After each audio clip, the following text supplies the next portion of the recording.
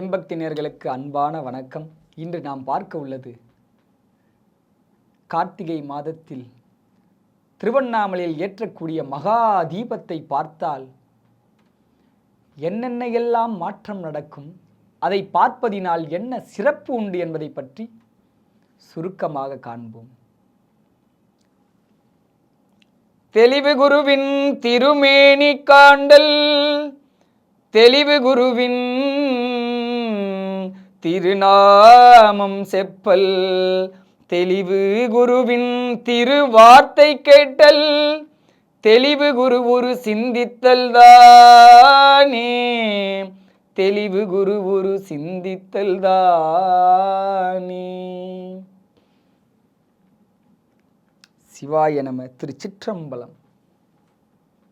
இந்த கார்த்திகை மாதத்தில் மகா தீபத்தை கோடிக்கணக்கான மக்கள் சூழ்ந்து பார்க்க அவ்வளவு ஆர்வமாக இருப்பாங்க. அப்படி அந்த தீபத்தை பார்த்தா அப்படி என்ன சிறப்பு இருக்கு? ஏன் நம்ம ஏரியாவில் கொத்த தான் வைக்கிறாங்க தீபம், அங்கேயே பார்த்துக்கலாமே, ஏன் திருவண்ணாமலை தான் போய் பார்க்கணுமா? முதலில் அண்ணாமலையில் தான் தீபம் மலை மேலே ஏற்றக்கூடிய முதல்ல ஏற்றக்கூடிய விஷயம் அங்கே தான் நடந்தது. அதற்கப்புறமாக தான் சுற்றி இருக்கக்கூடிய சிவனாலயங்கள் எல்லா இடத்துலையும் ஏற்ற ஆரம்பித்தாங்க. அதே போன்று அடிமுடி தேடி கிடைக்காமல் நெருப்பு சுடராக நின்ற மலை அண்ணாமலை, அதற்கு இணையாக ஒரு தலமும் இல்லை. அநேக உருவங்களும் அவன்தான், இங்கு ஏகனாக இருப்பவனும் அவன்தான். இந்த அண்ணாமலையை பொறுத்த அளவு என்னதான் 1000 கோயில்கள் இருந்தாலும் சரி, அங்கு ஏற்றக்கூடிய தீபமாக இருந்தாலும் திருவண்ணாமலையில் பார்த்தாலே அது ஒரு தனி சிறப்பு தான்.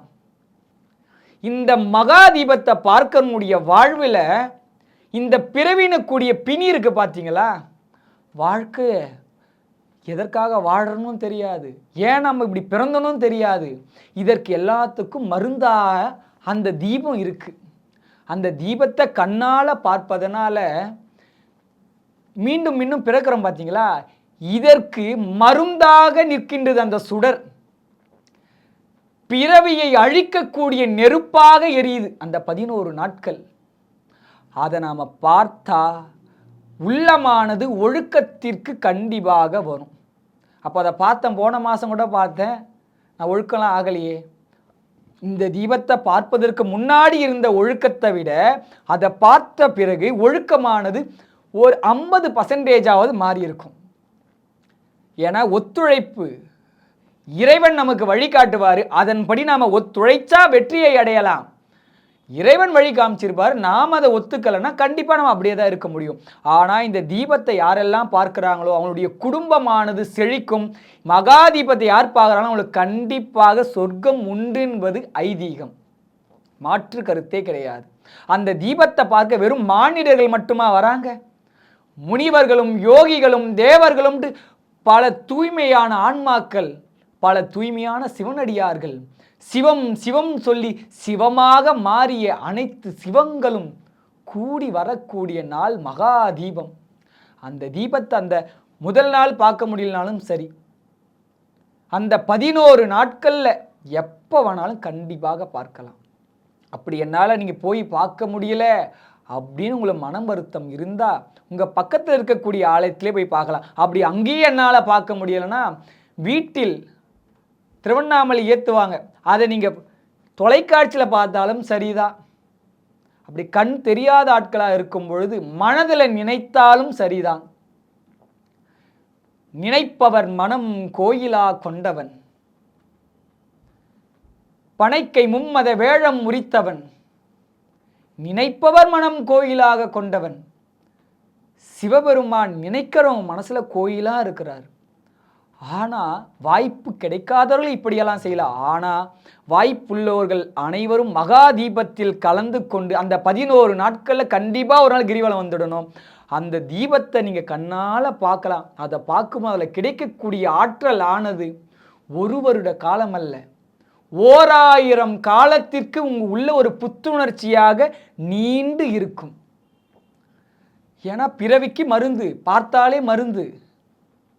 கண்டிப்பாக சொர்க்கத்தில் இடம் உண்டு. நீங்கள் செய்த புண்ணியத்துக்கு ஏற்றார் போல் சொர்க்கத்தில் இடம் இருக்கும். அதற்கப்புறம் உங்களை மீண்டும் கொண்டு வந்துடுவாங்க. ஆனால் பார்த்தாலே கண்டிப்பாக சொர்க்கத்தில் இடம் உண்டு.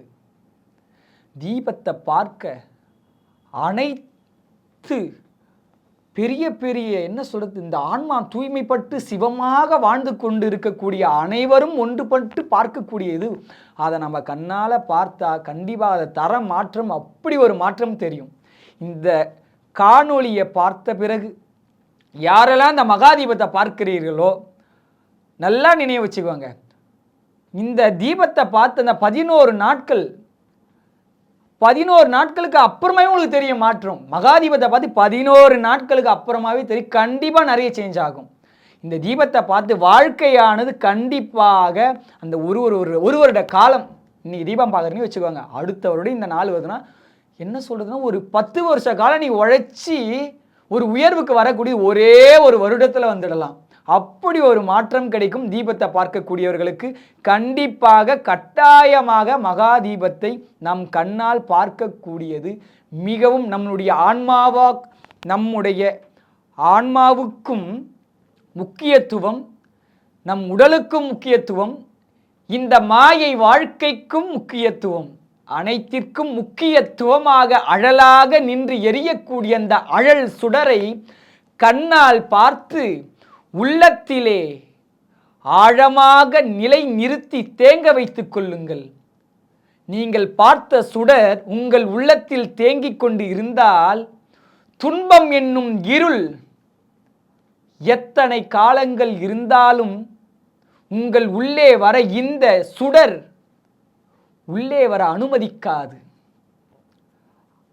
ஆனந்த மூர்த்தியாக இருக்கும் அந்த அண்ணாமலையானை உங்கள் உள்ளத்திலே நினைத்து அனுதினமும் ஆனந்தமாக ஏற்றுவீராகில் கண்டிப்பாக இந்த 11 நாட்களில் மகாதீபத்தில் கலந்து கொண்டு பேர் இன்பம் பெறுவீர்கள்.